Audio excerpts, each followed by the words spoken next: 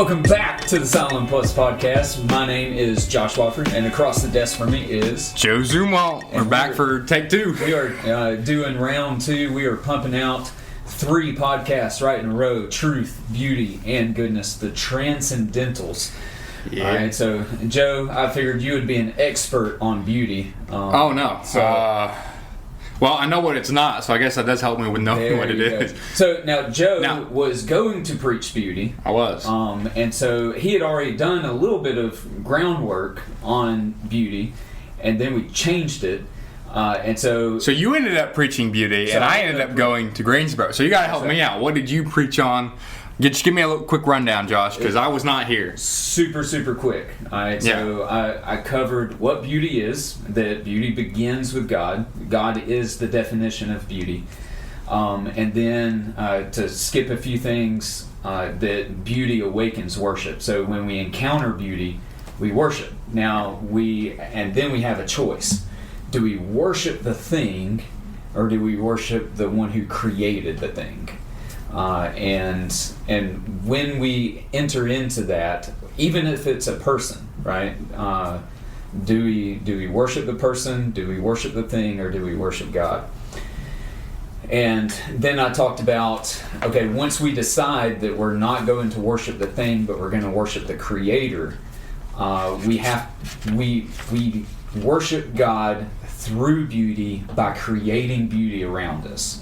And so then I finished up with some ways that we can create that beauty around us and create beauty within us as well. So that's awesome. There was like 16,000 things that I did not cover that I wanted to talk about. But good. Got 16,000 things to go over in this right, yeah, I know. podcast. We gotta keep the podcast short too. But so what verse? What chapters and what verses were you in? So the one about God, talking about beauty begins with God, was talking about Psalm 27:4. It says, one thing I've desired and one thing I've asked for is to gaze upon the beauty of the Lord all the days of my life and to inquire in His temple. And that's one of my favorite passages. And knowing that I will get to do that, Joe.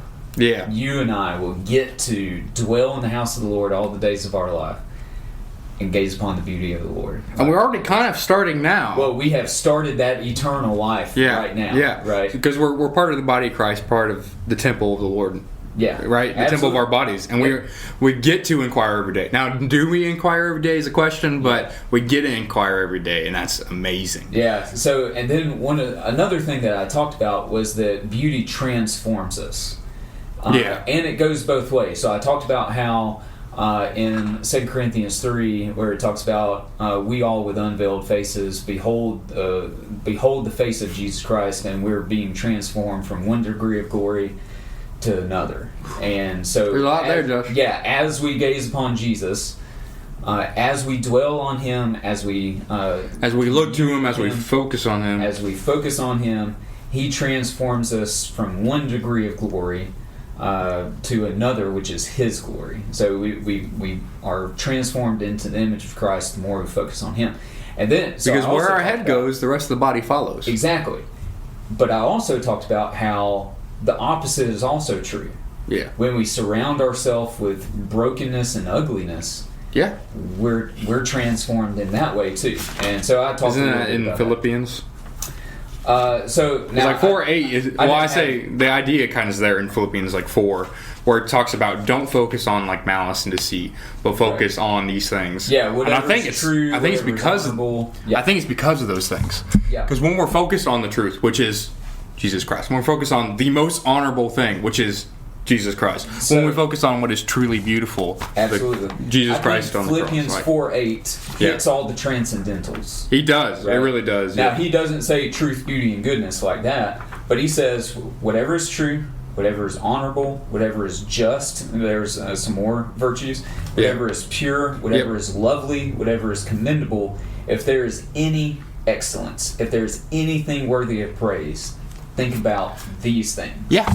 And I think when we do those things, because it's not just thinking about those things, it's not just beholding those things for the sake of that they themselves are so commendable that is an end of themselves. We do that in order to be transformed by those things to become those things, so that we become truthful, so that we become honorable, so that we become just, lovely. So that we become pure, we become lovely, we become commendable, so we become excellent. Yes. So think about those things, but we do that because they transform us. And so we want to be transformed by beauty, not so that you and I can, be on the cover of some magazine with chiseled abs and chiseled abs, nice jaw lines, and all that chiseled abs. Right, as you shake your belly. So that's not what we're talking about when we talk about beauty.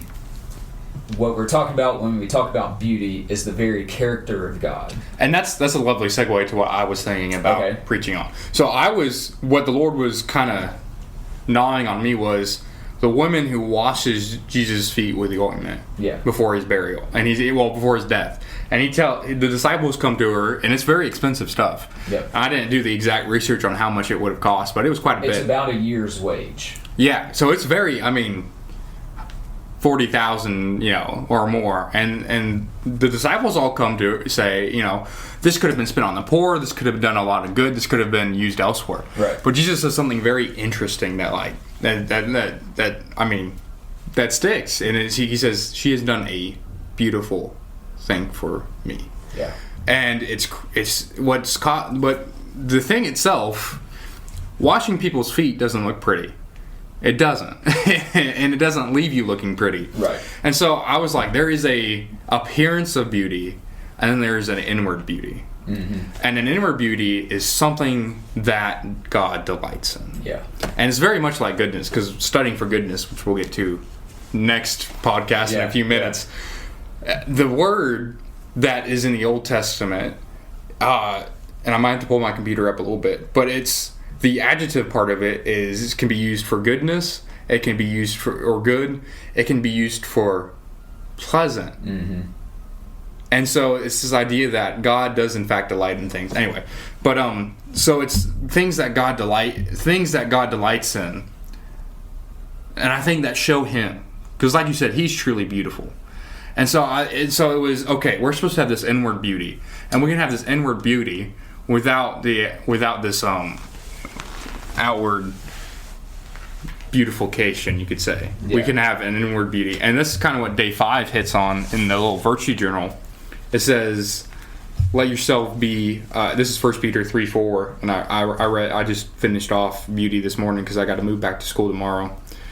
Let your adorning be the hidden person of your heart, with the imperishable beauty of a gentle and quiet spirit, which in God's sight is very precious. Yeah.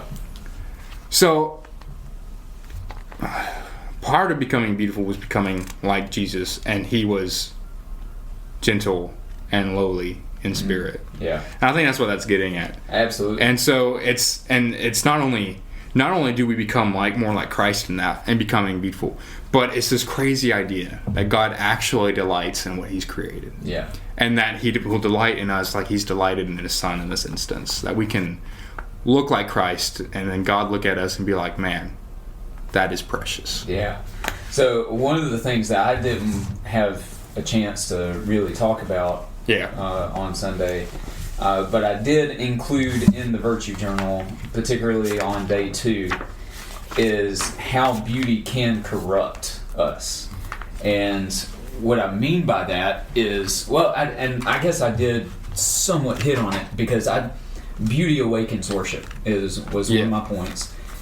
And you got a choice: do you worship the Creator or the creature? And sometimes our own beauty can cause us to be enamored with ourselves in such a way that we fall into the age-old lie that we are our own God. And from the beginning. Right. And so Ezekiel 28:17, there's a lot of debate. Is that about Satan, or is that about the king of Tyre?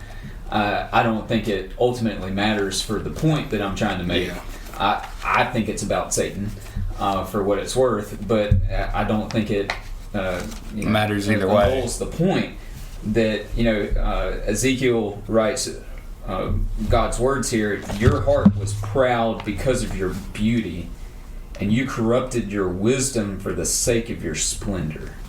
And so it doesn't take very long to, most actors and actresses are upheld as a pinnacle of beauty, of a paradigm of beauty for whatever day and age it is that we live in. But most of them are incredibly self-centered. Not everybody. But you see how beauty can corrupt in that sense. And so one of the things that I have on the day two, I keep closing my book. I shouldn't keep closing my book. I keep closing mine too. Is, for our prayer is, write a prayer asking God to reveal any vanity in your own heart. And so someone may read this and think, I actually struggle with the exact opposite. I struggle with thinking that I'm ugly. Well, that can be a part of vanity in your own heart, your desire for beauty. You think about money. All right, I think this is a good parallel. Mm-hmm. Paul says the love of money is the root of all kinds of evil, right? Mm-hmm. You don't have to be rich to have the love of money. No, you can be very poor. That's why he doesn't say money is the root of all kinds of evil. So I think the love of beauty, or the desire for outward beauty, can corrupt in such a way that it has the same type of effects as if someone who already has that beauty. I think that's most of the virtues. Yeah. I think that's part of the reason why a lot of us are hesitant, is that we've seen how they've been corrupted before. Yeah. Take wisdom, for example. Yeah. Like, people have built their entire lives around trying to be wise, and instead they become instead of becoming wise, truly wise and fearful to God, they become wise in their own eyes. Yeah. Yeah. And become truly foolish. And so most of the virtues, the only one I really can't think of, if you have it, well, no, because I think you can think of yourself as too loving of a person. I was thinking love, but yeah, I don't know. Anyway, most of them, if not all of them, can become a stumbling block when your own desire to either be shown as this or want for it can outweighs the worship of God. Well, and again, remember, we're trying to become more like the image of God. Mm-hmm. Like that's our goal. Our goal is to be transformed from the inside out, so that we can more truly walk in how God has created us. So that we can be a better mirror. So we can be a better mirror to the rest of the world around us, and even our families and each other. So when we're thinking about these virtues and even beauty, if we're wanting to become a certain way in any selfish motives, then that's again the exact opposite of the goal for which we're supposed to have. Yeah. Because if you want to be beautiful for being beautiful just for yourself, right? A selfish type of beauty. And in art, there's this beauty for beauty's sake or something like that. And it's just like, it's the most pointless. Yeah, that's not what we're going for. We're going for, let's have this imperishable beauty, so that it's not us that gets the glory, but God. And that's what we're wanting for everything. And when I'm talking about creating beauty, like I did at the end of my sermon, I talked about writing something beautiful, creating something beautiful, going home and planting something beautiful, doing something around town that helps to beautify this area. Maybe even your own house, you need to do something that beautifies that. But none of that is done for beauty's sake. It's always for the sake of the glory of God. And we can do so in such a way where we want people to look at us. We want people to compliment us on the things that we've done. And that's not being transformed into the image of God. Mm-hmm. That's not the virtue of beauty in which we're wanting to talk about. But if these things that we do around us and the things that we create around us and the person that we become causes other people to be lifted up, to transcend this murky world in order to see the beauty of God more clearly in whatever it is that we're doing, that's what we're talking about. And so that means we're always pointing to God. We're always trying to show people the beauty of God, not just the beauty of ourselves or the things that are around us, but we're using those things to point to God. So, yeah. I mean, there's so much more about beauty that we can talk about, Joe, but any final words on beauty?